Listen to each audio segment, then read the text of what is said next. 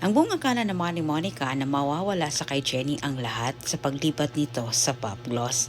Ngunit taliwas ang nangyari sa kanyang pinaniwalaan. Lalong nadismaya pa itong si Monica sa masamang balitang nakarating sa kanya. Sunod-sunod kuno ang mga project ni Jenny samantala ang Yumi ay iilan lang. Tapos ni Monica na kausapin nitong si Vanna. At samantala sa kabilang banda ay gusto naman ni Jenny na ipakita sa mga taong tumalikod sa kanya na isa siyang malaking kawalan sa grupong Yumi. Ngunit sa hindi inasahang pagkakataon ay nagkasalubong naman ang landas nilang dalawa ni Megan. Hindi na iwasan na ang dalawa ay magkasagutan. Matapang na sinabi ni Megan dito kay Jenny harap-harapan sa BGU na papatunayan umano niya na mas magaling umano siyang leader sa Yumi kay ni Jenny. Bagay naman na hindi ito pinatulan ni Jenny pero malalim din ang salitang binitawan niya dito kay Megan.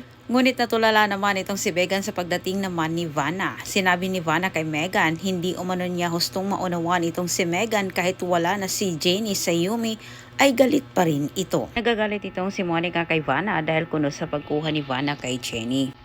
Paliwanag ni Vanna kay Monica, pareho umano nilang alam na magaling itong si Jenny. Pag sinabi ni Monica kay Vanna, si Jenny na umano ang magdesisyon kung babalik pa ito sa Yumi. Sa oras na malaman naman ni Megan ang balak ni Monica na pabalikin si Jenny sa Yumi, sigurado manggagalayti naman ito sa galit. Ang natutuwa naman itong si Menchi sa magandang kinalabasan ngayon bilang solo artist na itong si Jenny. Anya nito, nagkakamali umano itong si Monica sa pananakot sa kanya. Mawawala kuno kay Jenny ang lahat sa oras na tuluyan nitong talikuran ang Yumi. Ngunit kabaliktaran ang nangyari sa mga sinasabi ni Monica. Samantala sa kabilang banda ay simula ng kinabahan itong si Dara gayong bigla na lang sumulpot itong si Freddy. Walang ibang nakakaalam sa kanyang lihim.